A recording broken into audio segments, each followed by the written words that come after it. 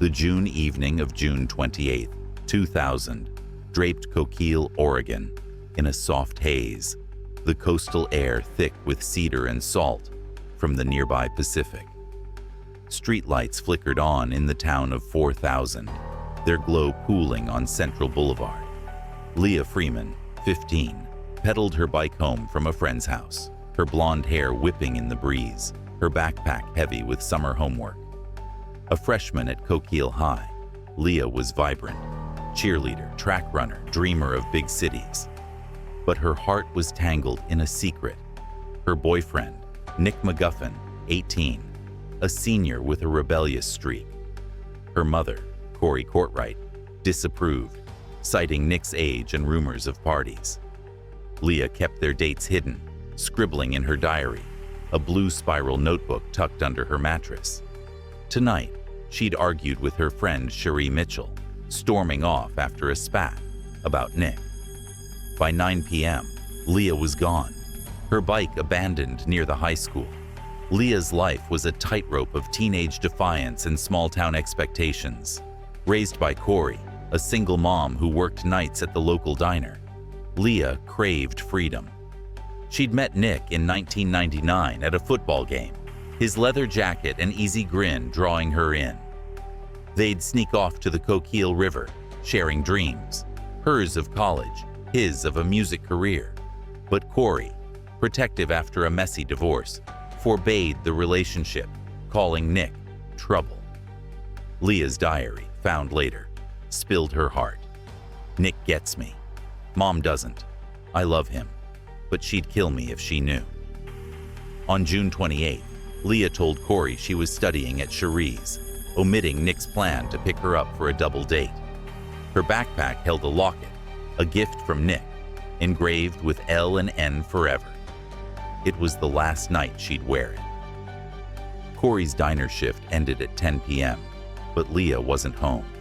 The house on North Birch Street was dark, the scent of lavender from Corey's candles lingering. Leah's bike, a red Schwinn, wasn't in the garage. Corey called Cherie, who admitted Leah had left after their fight, around 8:30 p.m. She was mad, said she was walking home. Cherie said. Corey's stomach churned. She dialed Nick, who sounded groggy. I dropped her at Cherie's at 7. Was supposed to pick her up later, but she never called. Corey hung up, fear rising. She drove to the police station at 11:17 p.m., her voice trembling. My daughter's missing. She's 15. Something's wrong. Coquille PD, treating it as a runaway case, logged the report, but Corey insisted Leah wouldn't run. She's in trouble. The next morning, a mechanic found one of Leah's gym shoes near Fairview Cemetery, a mile from Cherie's. It was scuffed, with laces missing. Days later, on July 4th, a hiker found her other shoe, bloodstained, 5 miles out of town on Lee Valley Road. The discoveries jolted the case. Sheriff's Deputy Mike Reeves took over, his boots crunching on the cemetery gravel as he bagged the shoe. This isn't a runaway, he told Corey, his voice grim. Search parties fanned out, volunteers, dogs, helicopters, combing the riverbanks and forests. Leah's diary, found by Corey under her bed, was handed to the police.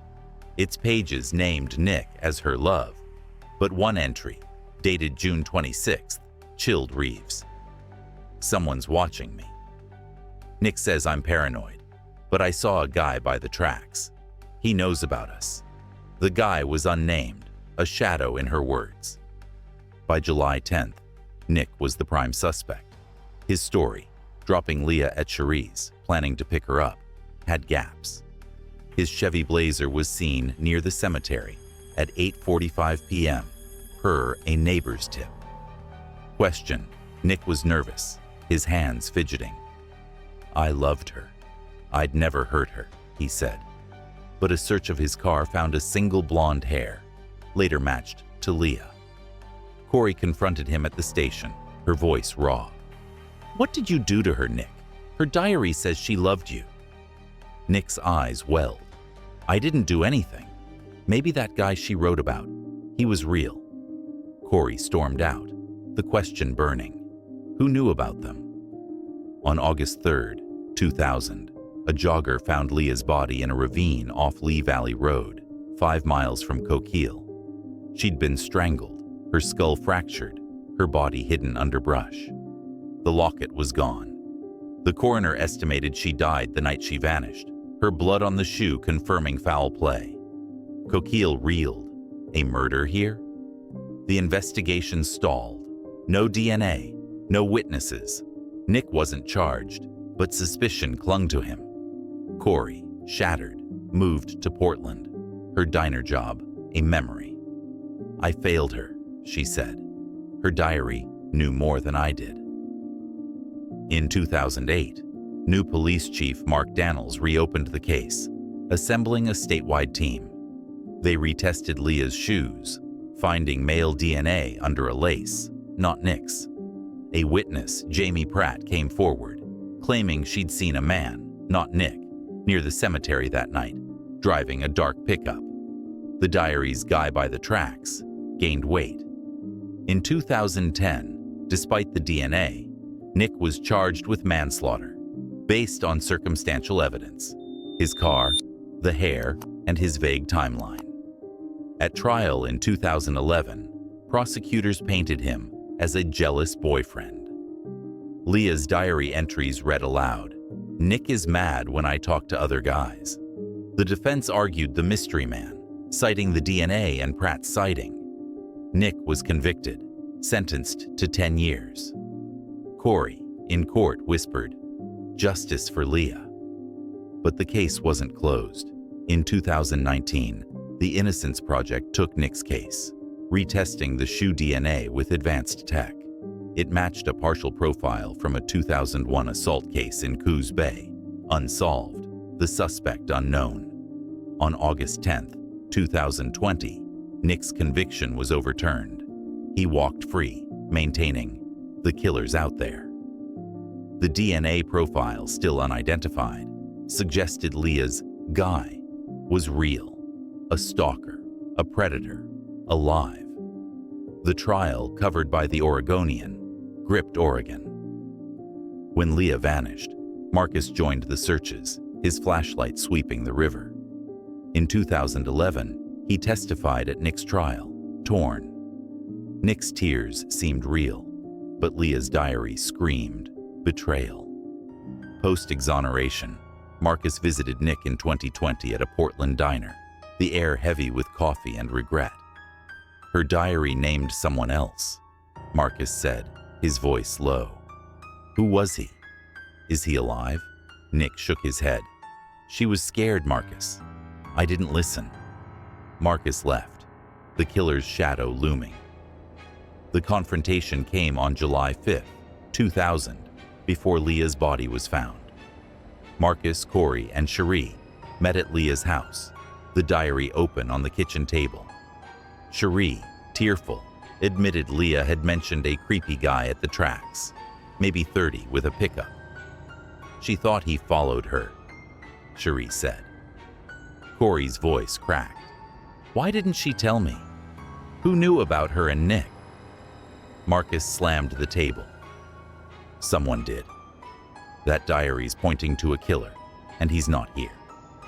The words hung, a prelude to the ravine's grim discovery. The scene, fictionalized, mirrors the real tension in Coquille, where Leah's secret fueled suspicion. The investigation was meticulous. Deputies mapped Leah's last movements, leaving Cherie's at 8:30 p.m., her bike found at 9:15 p.m. near the school. The cemetery shoe, a Nike, had scuff marks suggesting a struggle. The bloodstained shoe, 5 miles away, hinted at a car. Cell tower pings placed Nick's phone in town, but not at the ravine. The 2008 retest used STR analysis, isolating male DNA, confirmed in 2019 via CODIS as a partial match to the 2001 assault. Pratt's 2008 statement described a man, 5 feet 10 inches, bearded, in a black Ford F-150, unseen since. He stared at Leah at the gas station, Pratt told 2020. The diary's guy wasn't Nick, but no name emerged. Coquille PD, per a 2023 update, still seeks the DNA's owner. The case is open. Leah's secret shaped the tragedy. Her diary, per court records, detailed Nick's jealousy, but also her fear of being watched. Entries from June 20th to 26th, 2000, read, "He's at the tracks again. Nick says chill, but I'm not crazy." She'd told Cherie the man called her pretty at a store, knowing her name. Corey, unaware, thought Leah was just moody. "I should have asked," Corey told ABC. Nick, cleared, moved to Idaho, haunted. "I failed her," he said in 2020. Coquille's mood soured. Some blamed Nick, others the police. A 2001 letter to the world claimed a local saw Leah with a stranger that night. But the tip fizzled. The killer, if alive, walks free. The aftermath scarred Coquille. Corey founded Leah's Light, a 2010 scholarship for at-risk teens, funded by Diner Tips. Leah's friends, like Cherie, left town, guilt heavy. Oregon passed juvenile justice reforms in 2015, citing mishandled teen cases like Leah's. The DNA profile, stored in CODIS, awaits a match, per a 2024 Coquille PD press release. The case inspired a 2020 episode, The Last Summer, with clips of the Ravine search. The question, "Is he alive?" fuels true crime forums, with Reddit threads like R. Leah Freeman speculating. Was it a drifter? A cop cover-up? No answers, only Leah's diary, its final entry, "I'm scared, but Nick's my safe place." By 2021, Marcus opened Freeman's Hope, a Coquille youth center for troubled teens, its walls lined with Leah's track photos. He signed the lease, her locket, found in evidence, returned to Corey in his pocket. At the opening, Marcus faced a crowd, firefighters, Corey, and locals. His voice broke but held. Leah's diary named a killer, a shadow we haven't caught. She loved in secret, died too soon, but her spirit's here. This place is for kids like her. Lost, scared, but strong. You're not your secrets. You're more. The silence was healing, eyes wet. Marcus added, "Who was he? Is he alive? We won't stop until we know. Fight for truth, for Leah." The applause was warm, grounding. Corey, clutching Leah's diary, nodded, her diner apron swapped for a counselor's badge. Outside, Coquille's cedars swayed, the river glinting. Leah's case, a wound, sparked change. Her scholarship thrives, her story a warning. Nick, free, carries her name, vowing justice. The diary, the shoes, the DNA, they point to a killer. Maybe living, maybe gone. Leah's love, her fear, her voice endure, a call to never look away. This story, rooted in the Leah Freeman case, is a chilling reminder of secrets costs. Leah's courage, Marcus's mission, and the question, "Is he alive?" echo beyond Oregon. If this gripped you, if you've faced hidden truths, hit that like button, share this video, and subscribe to my channel for more true crime stories that seek justice. Your support keeps Leah's light alive. Thank you for watching. May you find truth in the shadows.